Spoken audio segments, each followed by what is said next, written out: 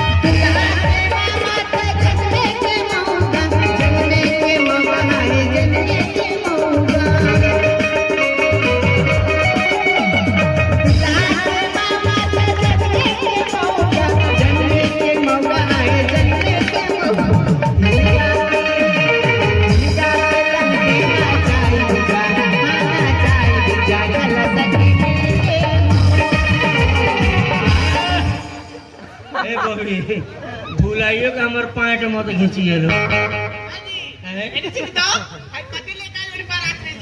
Marks है marks corona चल तब से मार्क्स लेके घूम ले डबल सेट वाला भाई ना देखले बड़ू का मोहटिया उधर 45 रुपये में एगो मिलते भाई ये लगे घूमी ले अब भूलाइयो का हमारे पैंट मत खींचिए लोग यही में हाडा गिरने खोता लगोले बड़ी जब उड़िए से तो बुलिए में बीने लगिए सब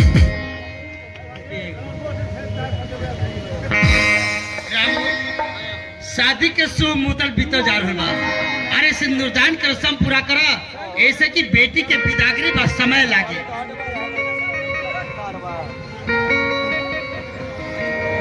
अरे नौसे जी की जगह छोड़ी लोगी ना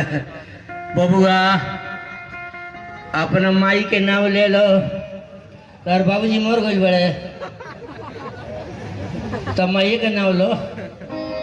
हाथ में कूस लो जगह मिले उन्हें ठूस लो हई हाथ दो आई गौरी गणेश के पकड़ हेने कहाँ बढ़ाओ तो थोड़िए में नीचे गौरी गणेश बालू हेने पैंट और कथी बढ़ाओ तो हेने बोलो ओम स्वस्ति न इंद्रो बीर्धे सर्वाय ओम स्वस्ति न पुखा विषेदा ओम स्वस्ति न नस्ताक्षरिष्टि में ये शाम के शाम नते बंधा कल युगे प्रथम चरण शुक्ल पक्षे दिन में 2 बोतल रात में 3 बोतल पी के भिनसारे लपटाए नमो नमः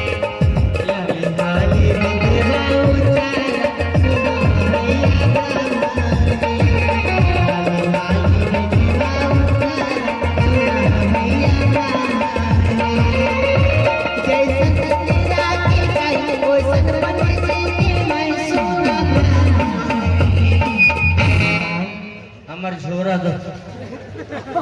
का भइल बबुआ ई शादी बियाह करे के जिम्मेवारी तहरा के दिहल हो तो झोला काहे मांगता रह? ई हमारा मान के लोहा नहीं खे का भइल हवे? ई लोग आवत तो जैसे इंदिरा में काई का दी वैसे पंडित जी के माई तो ऐसे बताइए नाराज हो गेला ना ए बबुआ है एकरा के गोपलगारी कह जाला। अच्छा आ हर शादी के मौका पर ई गोपलगारी होला। अच्छा ई गोपलगारी यही बियाह में ना हाँ बल्कि मर्यादा पुरुषोत्तम श्री रामचंद्र जी के बारात अयोध्या जी से चल के जनकपुर में गए है हाँ ओहू बारात में सखी लोग ई गीत के उपयोग कैले रहे। अच्छा वही परंपरा के मुताबिक सखी लोग ई गीत का एम नाराज भेजा के अच्छा अच्छा